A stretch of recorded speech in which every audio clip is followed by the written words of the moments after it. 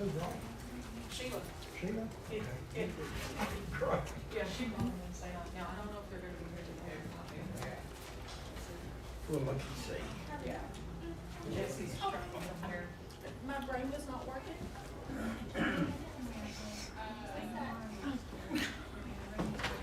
I'm still asleep. How you feeling today? Oh. How are you feeling? I'm okay, I guess.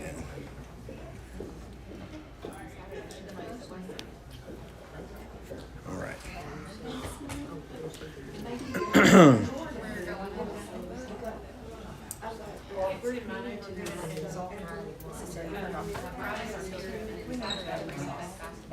And you're here.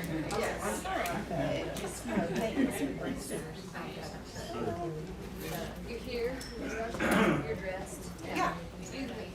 I have made lunch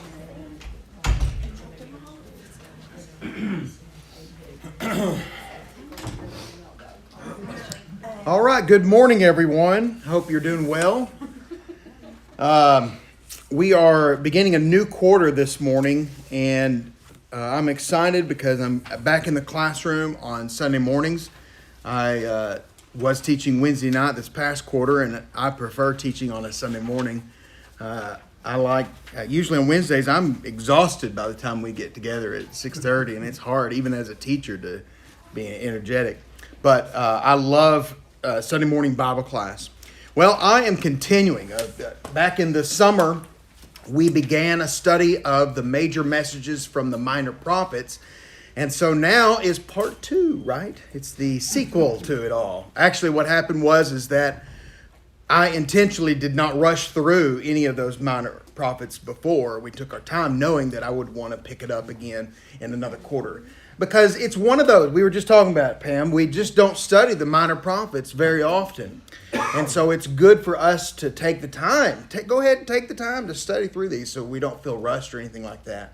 So my plan is to do that very thing. We're going to start this morning with more major messages from minor prophets. Somebody else try to say that like Chuck said 5 times fast. That's Eminem and Eminem, right? We should all serve M&Ms, right? Well, this morning we're going to begin in the book of Hosea. Hosea. How do you pronounce it? How do you pronounce it? Hosea. That's fine. That's fine. If you want to be wrong about it, that's all right. Now, I don't know. You know, it's just interesting. The Hebrew language is an interesting language anyway. But with this name, it can be pronounced numerous ways. I don't know how I'll settle in on how I'll pronounce it. I have a tendency to just say Hosea, and that's fine as well. I'm excited about it. It's an interesting book. It's one of redemption is really what it is, and we're going to begin that this morning. I have planned to teach all the way through chapter 4. That's what I prepared. I always, at the very beginning of a quarter, prepare way ahead of time. It helps me to know the context of what we're going to be studying. And so I think it's good to, for me anyway, to study way ahead. But I have through chapter 4 prepared. I doubt we'll get through all of that. I'm thinking maybe through chapter 3. And the reason is chapter 3 is 5 verses. 5 verses. It's really, really short. And so it's not too difficult for us to go through that part of the text either. But what I want to do to begin is I've got a video to show you. It is, y'all probably heard of the Bible Project. They've got a website and they have great YouTube videos to help us understand books of the Bible. And they draw it out and it's easy to see. We're going to watch at least part of this video. It's about 7 minutes long, but we're going to probably just look at the section 1 through 3 this morning, chapters 1 through 3, to be able to understand exactly what Hosea is all about and then break it down for us. So let's watch this little video and enjoy that, okay? The book of the prophet Hosea. Hosea lived in the northern kingdom of Israel, which he sometimes calls Ephraim or Jacob, about 200 years after they had broken off from southern Judah. Remember the story from 1 Kings. Hosea was called to speak on God's behalf during the reign of one of Israel's worst kings, Jeroboam II. The nation was descending into chaos, and in the year 722, the big bad Assyrian Empire swooped in and decimated Israel. Again, see the story in 2 Kings. And Hosea had seen all of it coming. The book is a collection of some 25 years of his preaching and writing. It's almost all poetry. And this whole collection has been designed to have 3 main sections. Let's just dive in and you'll see how it works. The opening part tells the story of Hosea's broken marriage to a woman named Gomer, who commits adultery.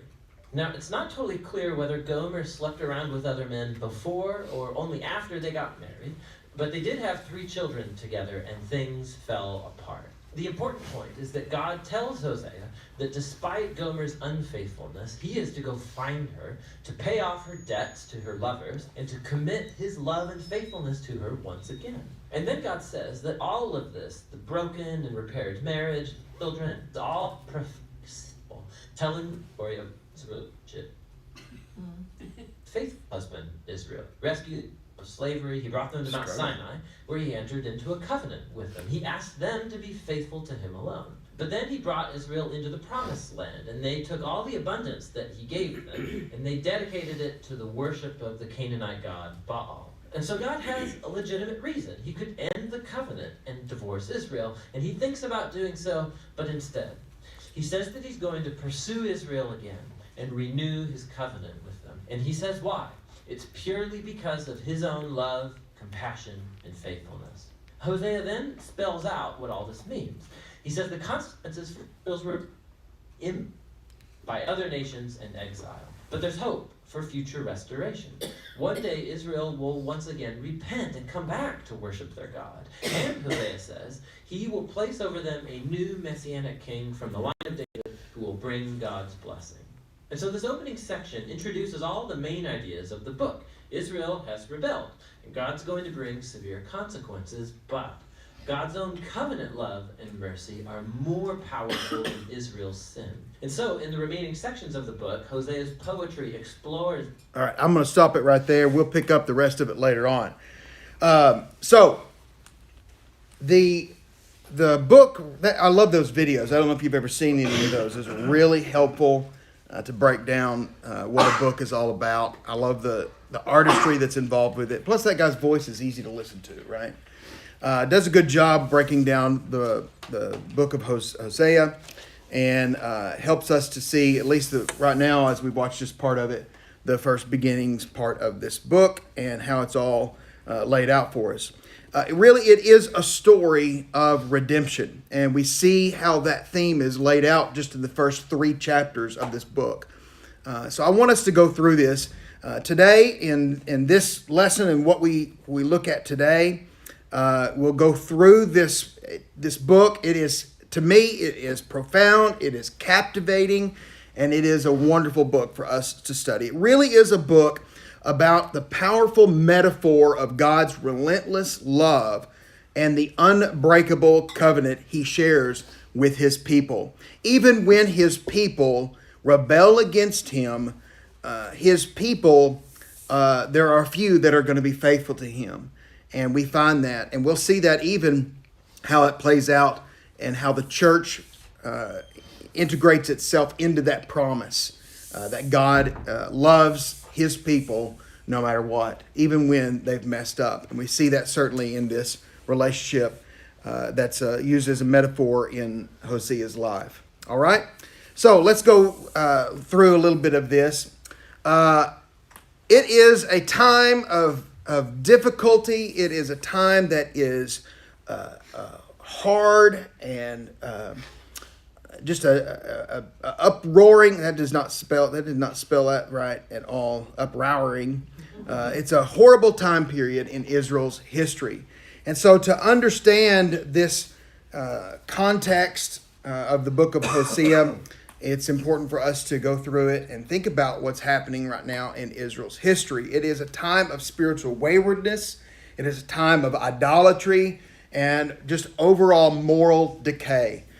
sounds a lot like today. And really, honestly, that's just the way the world is. Sin has never gone away. Now, sometimes I think sin gets worse, but then it seems to be, if we look back through history, the pendulum swings. It goes from times where people are really immoral and where wickedness seems to reign to where the other side of the coin begins to flip and we start seeing people redeem themselves and want to do better, and then it seems to go the other way as well. That's just history. That's just history. And you may be saying, wow, where are we right now? I don't know. I don't know where we are. How much worse can it be? We may not even be at the extreme right now. But the good thing is no matter where really we are, God's in control. And if we're on the worst parts of how morality is right now, then look at it as it's a positive time, because before too long, maybe it will swing the other way. Whatever the case is, God is faithful. At the beginning of this book, God has called Hosea to be a prophet to the northern kingdom of Israel. And this is a message of both warning and of hope. So the theme really just revolves around this metaphor of marriage that Hosea has with this woman named Gomer, and how that plays into God's relationship with Israel. That's the central theme behind all of this. It is in a unique way, in a very deep personal way, that we see that God instructs Hosea to marry a harlot named Gomer. And we can assume that Hosea, we would think this man of God, he would never do that. Surely a man who loves God would marry a prostitute, except by the commandment of the Lord. Sometimes God asks us to do things that we think are just absolutely ridiculous. And you think about all kinds of examples of that happening, from when God tells Noah to build an ark because he's going to flood the waters, and the whole earth is going to just be completely underwater. That's outrageous. But Noah obeys God and does even the most outrageous things. Abraham is told, take your only son, the son that I promised, take him up on this mountain and sacrifice him. What does Abraham do? He's going through the motions of actually obeying that command. Sometimes God asks us to do things we think are absolutely crazy. I think this is an example of that with this man. This man of God is asked to go and find a prostitute to marry. And that seems just absolutely ridiculous. This really shows the kind of caliber of obedience that Hosea has to be able to obey this difficult command. Their marriage becomes this living parable throughout this book, representing the covenant relationship between God and his people. Gomer's unfaithfulness. See, she was a prostitute, and then she's even more unfaithful even after they marry. It wasn't like Hosea married her and she became, morally right. She continues to be unfaithful. And it really mirrors Israel's spiritual infidelity with God. Yet with Hosea's persistent love and his pursuit of Gomer, it really reflects God's unwavering commitment to his people despite their waywardness. That's what the book is about. It's really a book of hope. Sometimes you may place yourself in the role of Hosea, and sometimes you may place yourself in the role of Gomer. Whatever the case is, it's a story of redemption.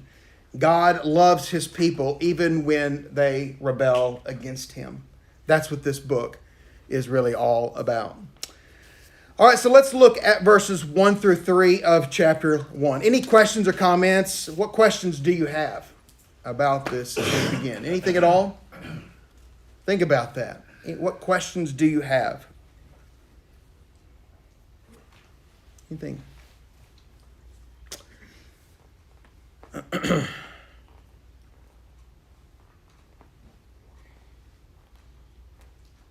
What are their ages?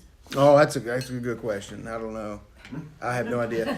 I know that Gomer is young enough to have children. She has 3 children in the first chapter.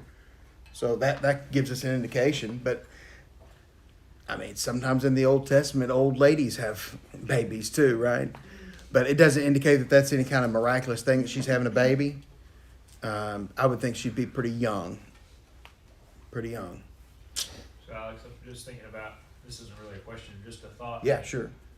You know, what would the people have thought of? Like, how would they have seen Hosea? Mm-hmm. You know, he was a prophet of God, but here he is doing this really weird thing. Yeah.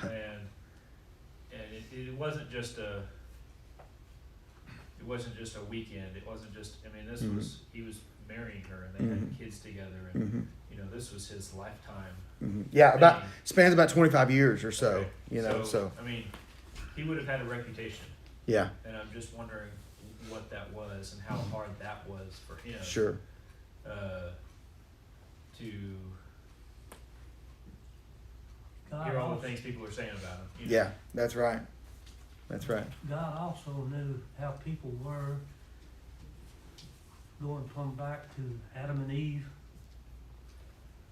and he started to come up with a way. That's where Jesus comes in. Yeah. Yeah. It was probably a test too. Sure. For Hosea for God to give him that command to see if he would carry it out. Sure. You know, the way Noah carried out his commandment. You know, so. Yeah, that's a good point to make, for sure. His whole life seems to be a test from that moment on. Once he marries this prostitute, that's a hard thing to deal with, for sure. I think about so Hosea's reputation may have been tainted because he married this prostitute. You think about God when he commits himself to these people, Israel, and the reputation that God has. You know, he is the supreme God. And if they're going to be unfaithful, it really shows. I don't know, this may be a stretch, but it would be embarrassing to God, wouldn't it? He commits himself to these people, Israel, and then he's given them the commands right there on Mount Sinai, and he comes down and they've already erected a false god. How embarrassing that would be the case. Well, that's the same way with Hosea and Gomer. So as we delve into this text a little bit deeper, we're going to read verses 1 through 3 here in just a moment. We're going to see this love story that really just goes beyond what our comprehension would be of a love story. Despite Gomer's repeated unfaithfulness, Hosea remains faithful, and it really just symbolizes God's enduring love for his people.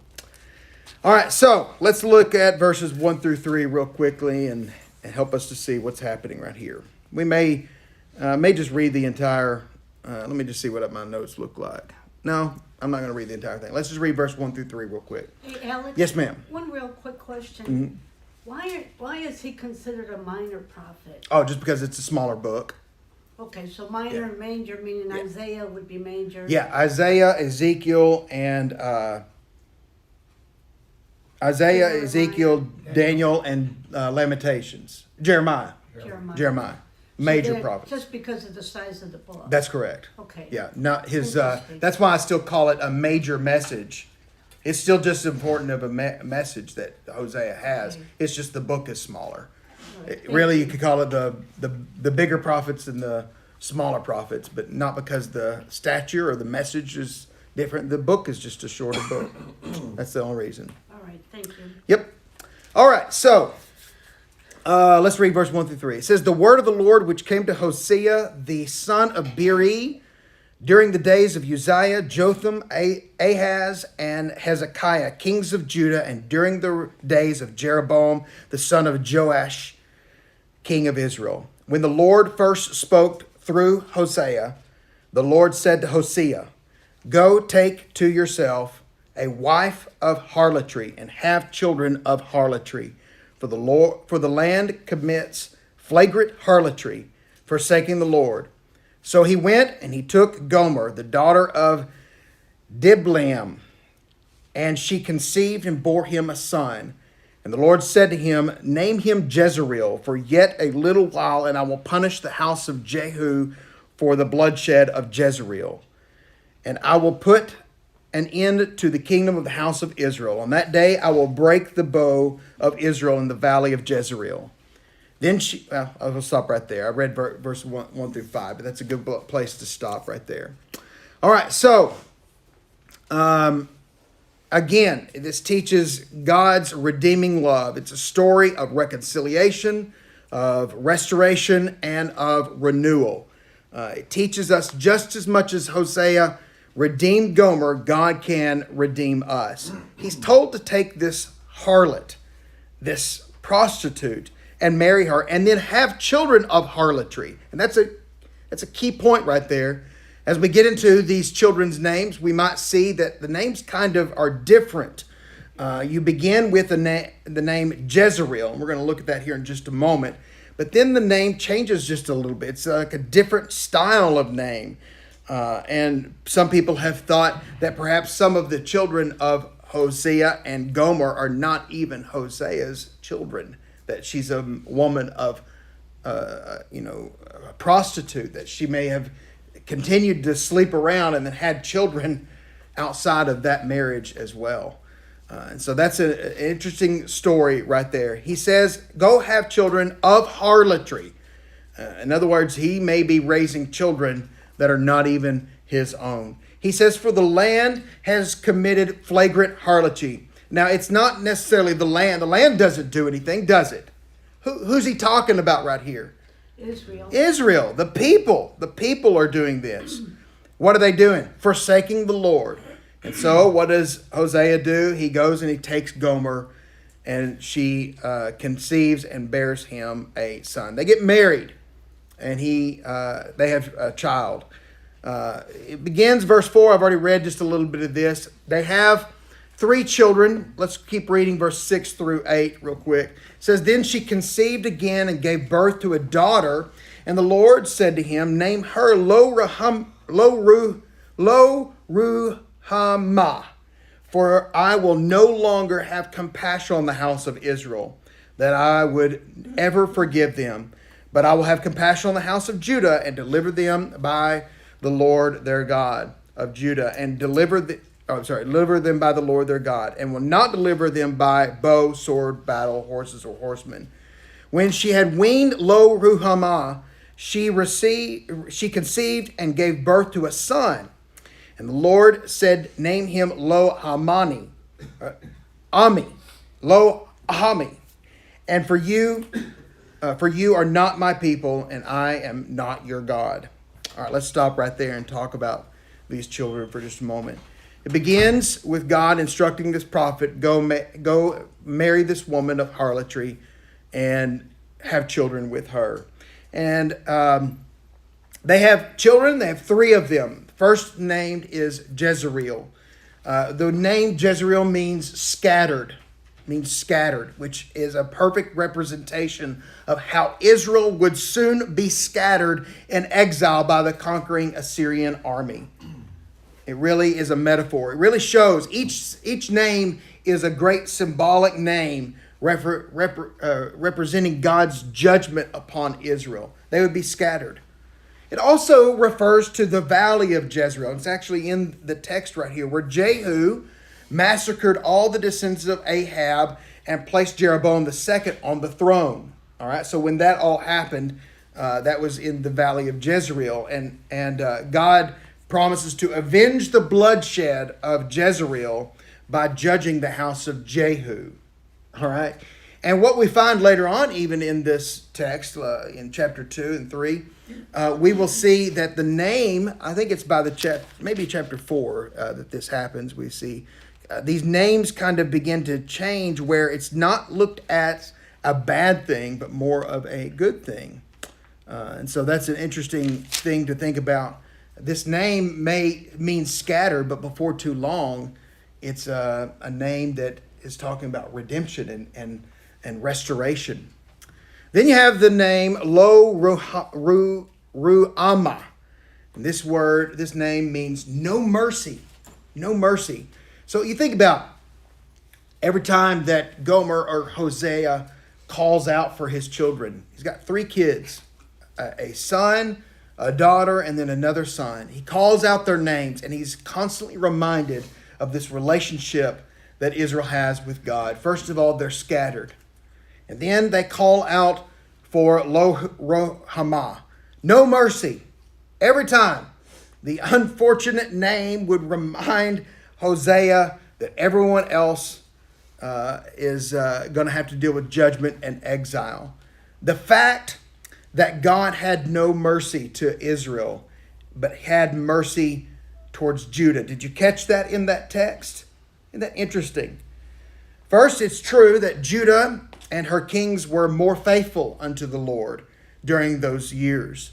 And we see that especially exemplified by King Hezekiah. A little bit more faithful. And so this judgment, the way that God says it right here through Hosea, is that the kings of Israel are going to have to deal with, the people of Israel are going to have to deal with this judgment more so than the kings of Judah.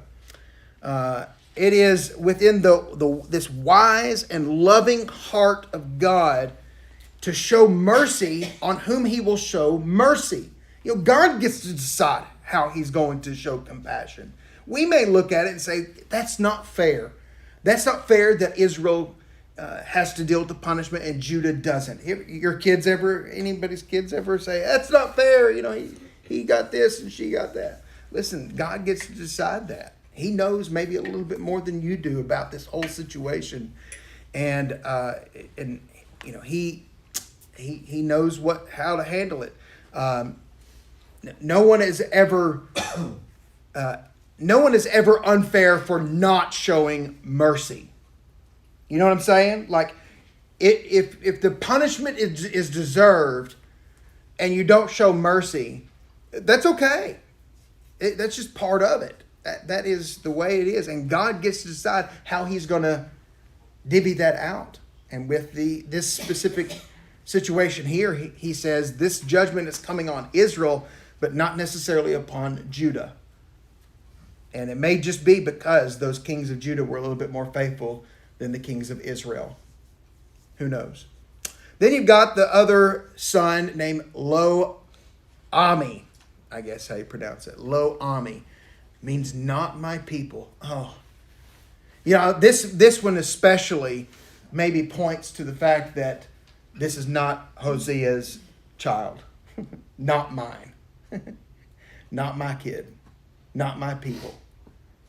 He's somebody else's. Really represents the people of Israel. Now, they are the people of God, right?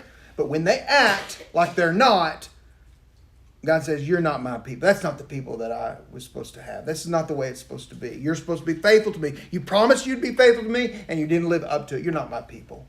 That's not you. When we have confrontation with people in our lives, sometimes we say, listen, I just wasn't myself.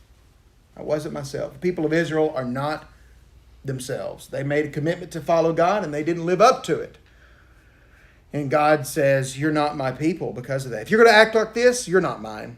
And so every time, think about Hosea or Gomer calling out for this son.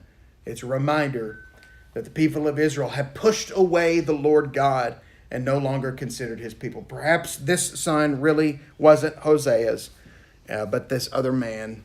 And it's a perfect reminder of that. The people of Israel rejected God. And here the Lord simply recognized that fact. He would not play the game of, well, let's pretend. Let's pretend that you're my people, and I'll pretend to be your God. That's not the game that God's willing to play. We do that in our own lives, though. We say, well, I'm going to act like a Christian. I'm going to, on the outside, it looks like I'm a Christian. But really, down deep in my heart, I don't have the commitment that I should have. You're not God's people. If you're going to act this way, you put out a front. It looks like but you belong to God. It looks like you're the people of God, but their actions don't represent their heart. They put on a face. They put on a show, And sometimes we do the same things. We can't pretend. This is not, you don't get to just go through the motions of Christianity. You don't get to just say, well, I'm going to go to church. I'll go to Bible class. I'm going to sit through the major messages of the minor prophets. I'll sit through that. I'll go to church. I'll do those things.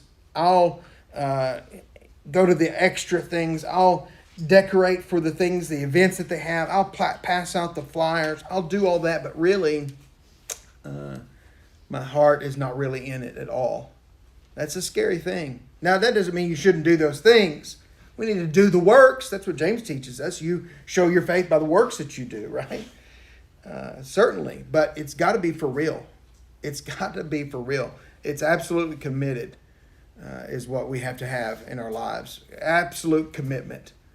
And if we have that, then God would be pleased. These people are not his people. This chapter just underscores the consequences of Israel's unfaithfulness and sets the stage for the broader theme of judgment as we look at this book, and also the broader theme of redemption. So you have judgment and redemption, and that all unfolds in the subsequent chapters that are ahead of us. Let's keep reading chapter 1, verse 10 through 11. Chapter 1, verse 10 through 11. It says, "Yet the number of the sons of Israel will be like the sand of the sea, which cannot be measured or outnumbered, or numbered. And in the place where it is said to them, 'You are not my people,' it will be said to them, 'You are the sons of the living God.' And the sons of Judah and the sons of Israel will be gathered together, and they will appoint for themselves one leader. And they will go up from the land, for great will be the day of Jezreel." Oh, wait. Chapter 1, verse 10 through 11 paints a different picture than what we've already seen. We've seen how it's just, they're not committed. But then we're starting to see some hope by the end of this. There is this promise of restoration. And through this promise from God of judgment, the days of judgment will not last forever. After that judgment, after that punishment, after that exile, there'll be a day of prosperity, a day of increasing, a day of blessing. One day, Israel will return to the Lord and be called again the sons of the living God. Remember, he just said, "You're not my people," but it will be said to them, "You are the sons of the living God." God promised a restoration so complete. This is not just like we're going to just make it, maybe just a little bit complete. This is a restoration that is so complete that the division that it was caused by the civil war between Judah and Israel through Rehoboam and Jeroboam the first, that division that caused that divided kingdom that stood for 170 years would one day be erased, and all the people of God would come together. We can say, I think this is a picture of a prophecy of how that promise of restoration and of unity is fulfilled within the church. Now, there's a short-term fulfillment when the people of Israel come together. And then there is, and I don't know if they really came together the way they should, but there's short-term fulfillment, and then there's long-term, eternal fulfillment. Here, I think this points towards a long-term fulfillment of God's people that will be all united. Notice what he says. United under who? They will appoint for themselves one leader. One leader. They had many kings. From David, Saul, Jeroboam, Hezekiah, all these kings from Judah and from Israel. Now there is one. Who's that one? What do you think? Who's the one? Who's the one leader that would unite all of God's people? Say it. Jesus. Jesus is that one leader. It's fulfilled in the church where God brings Israel Judah, and even the Gentiles into one body. One body. That is beautiful. Notice the change. Before, the name of Jezreel meant scattered. Scattered out. Divided up. And by the end of chapter 1, you see that the name of Jezreel is connected to a day of unity. When all the people of Israel and Judah, and even today, us Gentiles, are united, or should be united under one leader, Jesus Christ. What a beautiful fulfillment of all of that. All right. Let's see here. Make sure I got all that stuff that I wanted to cover in that. All right. So this is a beautiful book to certainly this chapter is a beautiful chapter to apply in our own life, where we may feel spiritual waywardness at times. But God loves us and teaches us just as much as Hosea will redeem Gomer, God can redeem us as well. And I love that very much. All right, let's go into chapter 2 just a little bit and see what happens. Chapter 2, Hosea addresses his listeners, beginning with what he says. Say to your brothers, Ammi, and your sister Ruhumah. Verse 2, contend with your mother, contend, for she is not my wife, and I am not her husband. And let her put away her harlotry from her face, and her adultery from between her breasts. God really paints Israel here as this adulterous wife who is no longer worthy to be compared to a wife. Notice what he says, she's not my wife. Now she is. That's not the wife that I want. That's not the wife that sets the standard. I'm not the husband to this woman. She cheats on me. And this is God saying Israel has cheated. I can't be these people's God. Just as much as Hosea says, I can't be this woman's husband if she's going to cheat on me like this. Can't do that. It shows this relationship was dramatically broken. Sure, he married Gomer, but she cheats on him. And that relationship is broken. And God committed himself to Israel, and Israel committed themselves to God, but Israel cheats on God constantly. The reference here to her breasts may imply that she had laid bare her bosom to entice her lovers, in the way that a harlot may display her body out so that it would entice men. Israel puts herself on display, hoping to attract those false gods and connect themselves to people who are not God's people. They cheat on God constantly. And so what does she say? What does he say to her? Verse 3. If she don't change, she's going to be stripped naked. Look at verse 3. Let's read verse 3 through 13 real quick. It says, or I will strip her naked. So if she, this is the way it is. I'm going to, you contend with her. If she don't straighten up, I'm going to strip her naked. I'll expose her as on the day when she was born. And I will make her like a wilderness, make her like desert land, and slay her with thirst. Also, I have no compassion on her children, because they are children of harlotry. See what I'm saying right there? Again, children of harlotry. For their mother has played the harlot. She who conceived them has acted shamefully. For she said, I will go after my lovers who give me my bread and my water, my wool and my flax, my oil and my drink.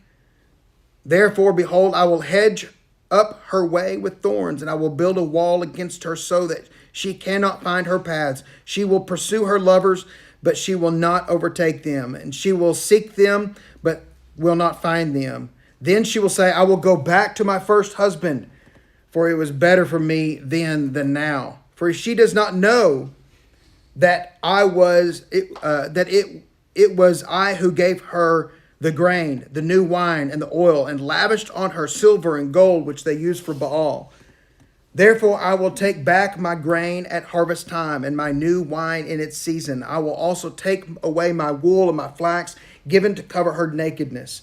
And I will uncover her lewdness in the sight of her lovers, and no one will rescue her out of my hand. And I will also put an end to all her gaiety, her feast, her new moons, her Sabbaths, and all her festival assemblies. I will destroy her vines and fig trees, of which she said, These are my wages, which my lovers have given me. And I will make them a forest, and the beasts of the field will devour them. I will punish her for the days of the Baals, and when she used to offer sacrifices to them, and adorn herself with the earrings and jewelry, and follow her lovers, so that she forgot me, declares the Lord. This is the relationship that Hosea has with Gomer, but it is the relationship that God has with Israel. She's cheated on him constantly. Sometimes you look at this and say, well, boy, this sounds R-rated. It is. It's R-rated. It's R-rated for sure. But this is the script. These are the holy scriptures of God. What is he trying to tell us here? He's saying that this idolatry that you're involved in is spiritual adultery. And so he's saying, I'll strip her naked and expose her shame. I'll make her vulnerable. I'll take away all of her blessings. She's been paid. Did you see this? All the things that they gave her, all the lovers gave her these things. She was paid. She prospered because of this harlotry. I'll take away all of her blessings, all of her provisions. Punishing her. I'll punish her, verse 13. Punish her for these days of the Baals when she just constantly worshipped them and forgot about God. She adorned herself with earrings and jewelry. She followed after her lovers, and they forgot God. They forgot him, declares the Lord. How horrible. How horrible. All right, we may just stop right there. I'll pick up verse 14 next time. There's still redemption coming, because the next section talks about this restoration. Sure, she cheated on him, but they can make things right. There's still hope for this relationship. There still is. And that's beautiful. All right, we'll stop right there. Thank y'all so much for your attention this morning.